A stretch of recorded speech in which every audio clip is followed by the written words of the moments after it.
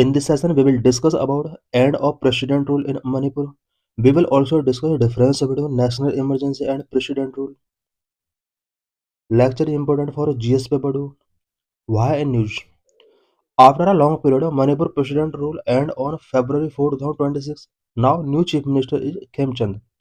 एक long period के बाद मणिपुर में प्रेसिडेंट रूल एंड हो गया है। मणिपुर में न्यू चीफ मिनिस्टर बना दिए गए हैं। President rule was imposed in February 2025 due to ethnic conflict in the state between the valley-based Meitei community and the hill-based scheduled tribe Kuki-Zo communities. Manipur में फरवरी 2025 में प्रेसिडेंट रूल इम्पोज किया गया था because Manipur के टू इम्पोर्टेंट कम्युनिटीज मैते community and Kuki-Zo communities के between ethnic conflict start हुए थे। Why president rule was imposed? Violence between the Meitei and Kuki-Zo community ongoing since May 2023.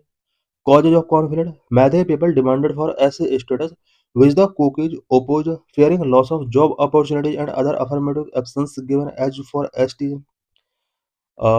Manipur में इन कॉन्फ्लिक्ट का जो मेन कॉज था वो मैतेई कम्युनिटी के पीपल के एसटी स्टेटस में डिमांड थी और इनके इस डिमांड का कुकी कम्युनिटी के लोगों ने ओपोज किया बिकॉज इन्हें डर था कि इनकी जो जॉब अपॉर्चुनिटीज हैं जो इन्हें पहले से ही गिवन की गई हैं वो लॉस हो सकती हैं। साथ ही कुकी कम्युनिटीज को जो पहले से ही एसटी स्टेटस के अंडर फैसिलिटीज मिलती हैं इन्हें कहीं ना कहीं फियर था कि ये अपॉर्चुनिटीज भी इनकी रिड्यूस हो सकती हैं अगर मैदई कम्युनिटी के पीपल को एसटी स्टेटस गिवन कर दिया जाएगा। A political crisis erupted in a state in February 2025 and president rule was imposed. What are constitutional provisions of emergency? Emergency से related constitutional provisions क्या-क्या हैं?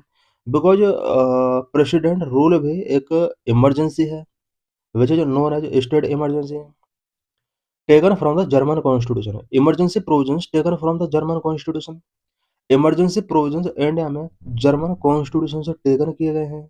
Outlined in Part 18 of the Indian Constitution, protect India's sovereignty, unity and security. Indian constitution में part 18 के अंदर emergency provision किए गए हैं। India की सॉवरेनिटी, यूनिटी एंड सिक्योरिटी को प्रोटेक्ट करते हैं। They empower the central government to address extraordinary crisis by temporary assuming control to ensure stability and safeguard democratic framework. The Constitution provides for three types of emergencies. Indian constitution में emergency three type की होती है। Number one, national emergency under article 352। Number two, state emergency under article 356, popularly known as president rule constitutional emergency. Number three, financial emergency under article 360। About president rule और state emergency. President rule reflects its dual role as both a crisis management tool and a politically contentious measures. President rule के India में to role होते हैं। Mainly ये एक crisis management tool के तौर पर वर्क करता है एंड पॉलिटिकल कंटेंटियस मेजर के तौर पर भी वर्क करता है। ग्राउंड्स फॉर प्रेसिडेंट रूल के लिए क्या क्या ग्राउंड्स हो सकते हैं? इट मीन्स किसी भी स्टेट में प्रेसिडेंट रूल कब किस कंडीशन में इम्पोज किया जा सकता है। Number of failure of states constitutional machinery. Number two, external aggression and internal disturbances. Next, if a state fail to comply with any union direction. Next, proclamation of president rule. Mainly यहाँ पर three ही ground होते हैं president rule impose करने के लिए। Number of failure of states constitutional machinery. When a state's constitutional machinery failed due to non-performance or malperformance, Article 356 empower the president to issue a proclamation. किसी भी state में अगर constitutional machinery fail होता है, specially non performance और mail performance की वजह से, देन प्रेसिडेंट को आर्टिकल 356 के अंडर एम्पावर किया गया है कि वो प्रेसिडेंट रूल या स्टेट इमरजेंसी प्रोक्लेमेशन कर सकता है। Number of external aggression and internal disturbances. Union government have obligation under Article 355 to protect state against external aggression and internal disturbance. Union government को ऑब्लाइड किया गया है कि किसी भी स्टेट को external aggression and internal disturbance से प्रोटेक्ट करने के लिए आर्टिकल 355 को यूज कर सकता है और इस केस में स्टेट के अंदर प्रेसिडेंट रूल इम्पोज कर सकता है। If a state fail to comply with any union direction, कोई भी स्टेट अगर यूनियन डायरेक्शन को कंप्लाई नहीं करता है, देन उस स्टेट के अंदर भी प्रेसिडेंट रूल इम्पोज किया जा सकता है। Article 365 provide that if a state fail to comply with any union direction under constitutional provisions, the president may declare a constitutional emergency. Proclamation of president rule, president rule का किस तरह से proclamation किया जाता है? President rule in India is formally proclaimed by the President of India under Article 356 of the Constitution, usually acting on the recommendation of the Governor. किसी भी state में प्रेसिडेंट रूल इम्पोज करने के लिए उस स्टेट के गवर्नर के द्वारा एक प्रेसिडेंट के लिए रिकमेंड करना होता है। रिकमेंड करने के बाद आर्टिकल 356 के अकॉर्डिंग उस स्टेट में प्रेसिडेंट रूल इम्पोज करने के लिए प्रेसिडेंट प्रोक्लेमेशन गिवन करता है। Nido passed by Parliament. As per Article 356, the proclamation must be laid before each House of Parliament and must be approved by a simple majority in both houses, otherwise it ceases after 2 months. President ने अगर किसी state में president rule impose करने के लिए proclamation given किया है article 356 के अकॉर्डिंग, देन इस प्रोक्लेमेशन को पार्लियामेंट के बोथ हाउस में सिंपल मेजोरिटी से पास कराना होता है। अगर ये सिंपल मेजोरिटी पास नहीं होता है, देन प्रेसिडेंट रूल 2 महीने में ही सीज हो जाएगा। Effective for 6 month.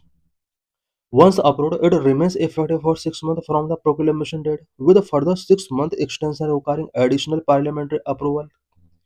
एक बार प्रेसिडेंट रूल अगर अप्रूव हो जाता है, देन 6 मंथ के लिए वैलिड होता है। नेक्स्ट 6 मंथ के लिए एक्सटेंशन के लिए यहाँ पर एडिशनल पार्लियामेंट अप्रूवल की नीड होती है। Renewable beyond 1 year is allowed only if two conditions are met. Number one, an emergency has been declared in the country or any part of the state. Number two, if the election commission certifies that president rule is necessary due to difficulties in conducting state elections. किसी भी country में president rule maximum 3 month के लिए 3 year के लिए हो सकता है, बट 1 ईयर से ज़्यादा टाइम पीरियड के लिए अगर इसको एक्सटेंड करना है तो उसके लिए ओनली 2 कंडीशंस गिवन है।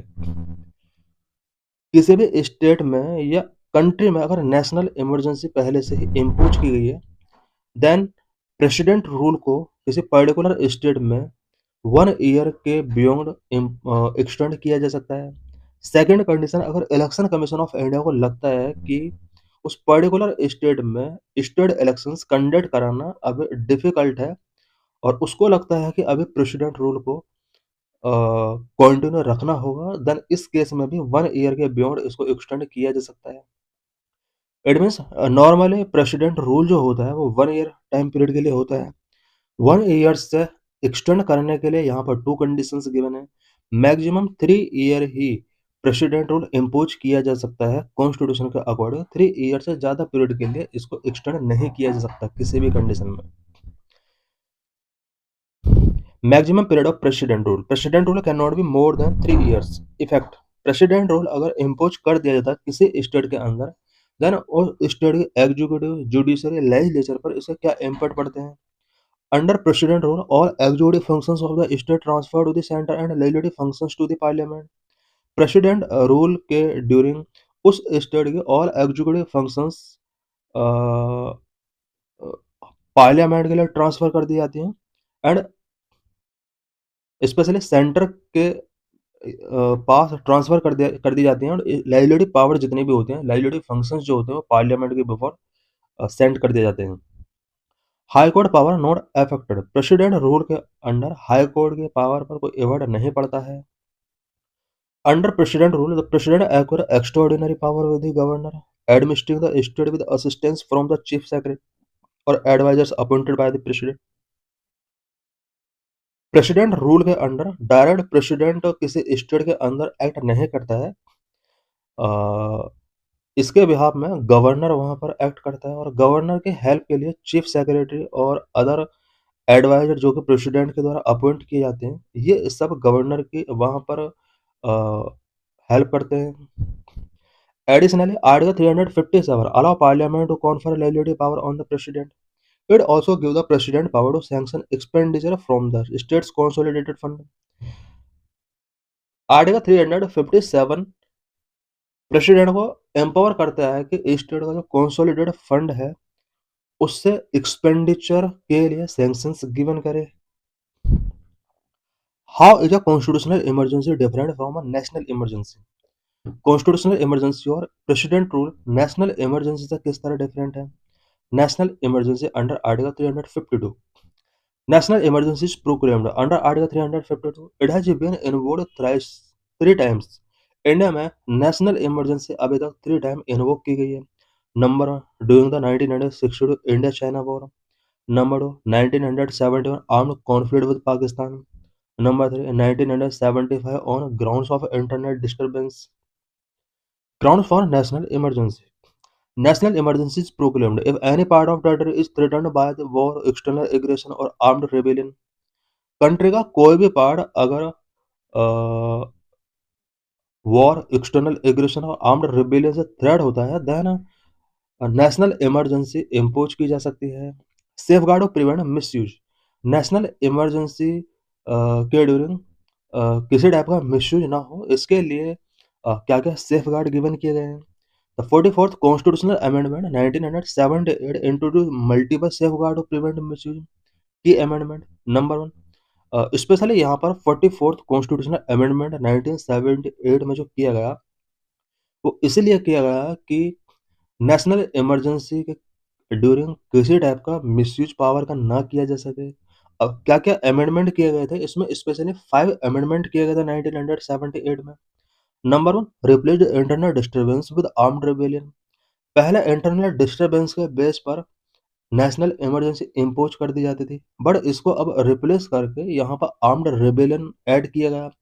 इट मीन्स अब इंटरनल डिस्टर्बेंस के बेस पर नेशनल इमरजेंसी इम्पोज नहीं की जा सकती।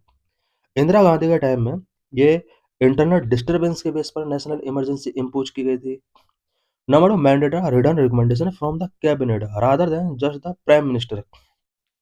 पहले ओनली प्राइम मिनिस्टर ही अपने पावर का यूज करके नेशनल इमरजेंसी इम्पोज कर सकता था बट 44th कॉन्स्टिट्यूशनल अमेंडमेंट 1978 के अकॉर्डिंग अब ये मैंडेट कर दिया गया कि कैबिनेट से रिटर्न रिकमेंडेशन पहले गिवन करना होगा उसके बाद ही नेशनल इमरजेंसी इम्पोज की जा सकती है। इट मीन्स पहले डायरेक्ट ओनली प्राइम मिनिस्टर ही प्रेसिडेंट को रिकमेंड करता था कि नेशनल इमरजेंसी इम्पोज कर दी जाए बट अब ओनली प्रेसिडेंट ने कैबिनेट के द्वारा रिटर्न रिकमेंडेशन करना होगा उसके बाद ही इम्पोज की जा सकती है। Number 3 shorten the parliamentary approval window from 2 month to 1 month. एक बार नेशनल इमरजेंसी अगर इम्पोज कर दी जाती है तो अब यहाँ पर कंपलसरी कर दिया गया 1 मंथ टाइम पीरियड के अंदर इसको पार्लियामेंट से अप्रूवल गिवन करना होगा। पहले ये 2 मंथ का टाइम पीरियड हुआ करता था। Number 4 it also clarified that Article 20 and 21 cannot be suspended and that the president must revoke the proclamation if the Lok Sabha passes a resolution disapproving it। 44th constitutional amendment के अंदर ये भी clarified किया गया कि national emergency के during article 20 and 21 suspend नहीं किए जा सकते और प्रेसिडेंट रूल को रिवोक करने के लिए भी पार्लियामेंट स्पेशली लोकसभा से एक रेजोल्यूशन इसके डिसअप्रूविंग से रिलेटेड पास कराना होगा। नेशनल इमरजेंसी को अगर रिवोक करना है तो उसके लिए भी यहाँ लोकसभा से इसको पास कराना होगा तभी उसको रिवोक किया जा सकता है। Number 5 this amendment restored judicial review of the president satisfaction in proclaiming an emergency a safeguard removed by 38th Constitutional Amendment 1975। National emergency declare करने के रिस्पेक्ट में प्रेसिडेंट का जो सेटिस्फैक्शन होता है इसके रिगार्डिंग उसको जुडिशियल रिव्यू किया जा सकता है। इनिशियली जुडिशियल रिव्यू इसका किया जाता था बट 1975 में 38th कॉन्स्टिट्यूशनल अमेंडमेंट के थ्रू इस प्रोविजन को रिमूव कर दिया गया था और अगेन इस प्रोविजन को 1978 में इट मीन्स नेशनल इमरजेंसी का जुडिशियल रिव्यू अब किया जा सकता है।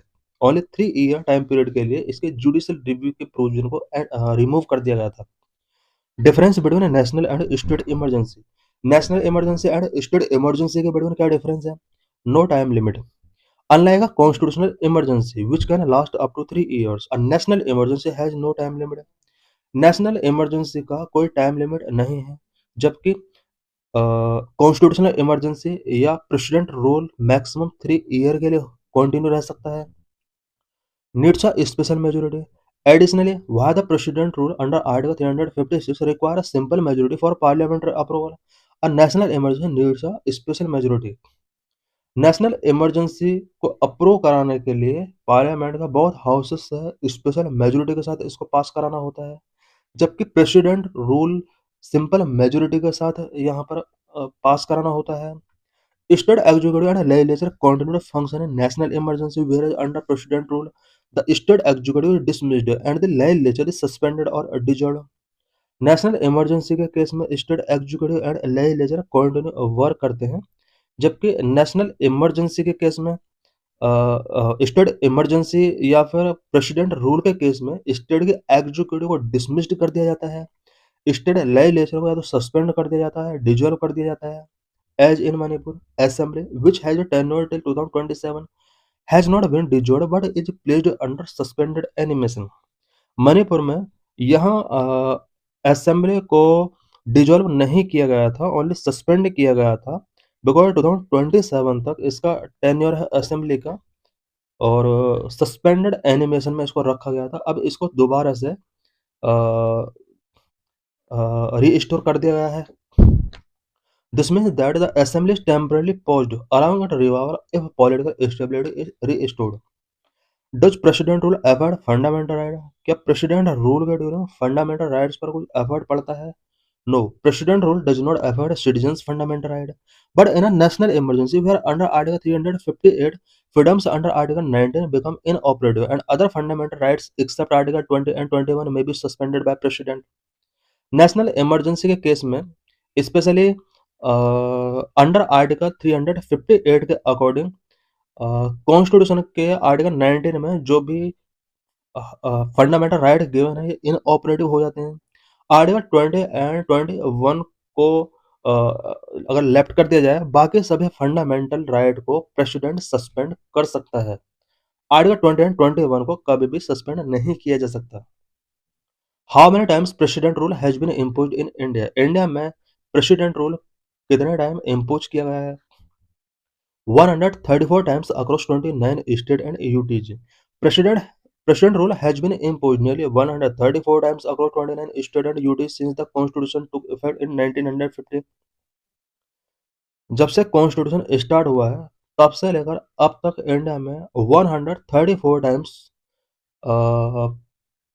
29 स्टेट एंड यूटीज के अंदर इम्पोज किया जा चुका है। Punjab, first application of article 356 occurred in June 1951 in Punjab. पहली बार प्रेसिडेंट रूल पंजाब में 1951 में इम्पोज किया गया। इट मीन्स 356 आर्टिकल का पहली बार यूज 1951 में किया गया। Manipur and UP have most frequent imposition of president rule at 10 each, driven by chronic political instability. With Manipur's latest imposition was its total to 11. Manipur and UP ऐसे दो state रहे हैं जहां पर most frequent president rule impose किया गया है। मणिपुर में ये 11th टाइम था जो मणिपुर में प्रेसिडेंट रूल इम्पोज किया गया था। The longest president rule in Manipur lasted 2 years and 157 days. Jammu and Kashmir holds the record for the longest cumulative duration over 12 years due to militancy and separatist movement, followed by Punjab and Puducherry. Militancy and separatist movement की वजह से Jammu and Kashmir में longest cumulative duration के लिए president rule impose किया गया। Over 12 years period के लिए कॉन्टिन्यू यहाँ पर प्रेसिडेंट रूल इम्पोज किया गया है। इसके बाद Punjab 10 years, Puducherry over 7 years. Punjab में भी क्यूमुलेटिव ड्यूरेशन 10 ईयर के लिए यहाँ पर प्रेसिडेंट रूल इम्पोज किया। पुडुचेरी में भी 7 इयर्स के लिए इम्पोज किया गया। What are the supreme court said about the use and misuse of president rule? President rule का यूज एंड मिसयूज के रिगार्डिंग सुप्रीम कोर्ट का क्या डिसीजन रहा है? In the landmark SR Bommai versus union of India, Supreme Court held that the President's power under Article 356 is conditional, not absolute, and that any proclamation is subject to judicial review. SR Bommai versus union of India judgement 1994 में supreme court ने कहा था कि article 356 के under जो president को power given किया गया स्टेट इमरजेंसी डिक्लेयर करने के लिए वो कंडीशनल है, वो एब्सोल्यूट नहीं है। एंड प्रेसिडेंट के द्वारा जो भी प्रोक्लेमेशन किया जाता है ये जुडिशियल रिव्यू का सब्जेक्ट हो सकता है। Both the Supreme Court and High Court can strike it down if found mala-fide or based on irrelevant or extraneous ground। Supreme court को अगर लगता है कि स्टेट में स्टेट इमरजेंसी जो प्रेसिडेंट ने इम्पोज की है अगर वो उसका अगर इरेलीवेंट बेस है या एक्सट्रेनियस ग्राउंड के बेस पर इसको इम्पोज किया गया then supreme court high court दोनों इसको स्ट्राइक डाउन कर सकते हैं। The top court further clarified that the president can not dissolve the assembly without parliament approval and that the center must first issue a warning notice to the erring state seeking an explanation। Top court ने यहाँ पर clarify किया कि president किसी भी state में president rule impose करके वहाँ की असेंबली को विदाउट पार्लियामेंट अप्रूवल डिसॉल्व नहीं कर सकता। Once proclaimed, the state government has go and two government in one sphere is impermissible। किसी भी स्टेट में अगर प्रेसिडेंट रूल इम्पोज कर दिया गया देन वहाँ स्टेट गवर्नमेंट को डिसॉल्व या सस्पेंड करना होता है बिकॉज एक ही टाइम में टू गवर्नमेंट परमिसिबल नहीं है। इट मीन्स अगर प्रेसिडेंट रूल इम्पोज कर दिया तो वहाँ पर सेंट्रल अथॉरिटी भी वर्क कर रही है एंड स्टेट अथॉरिटी भी, इसको इम्परमिसिबल कहा है सुप्रीम कोर्ट ने। Moreover, the Supreme Court clarified that president rule must be invoked only for blowdown of the constitutional machinery and never for political gain। Supreme court ने यहाँ पर यह भी क्लैरिफाई किया कि president rule only breakdown of constitutional machinery के case में ही invoke किया जा सकता है, पॉलिटिकल गेन के लिए प्रेसिडेंट रूल इम्पोज नहीं करना चाहिए। This is PYQ related to this article।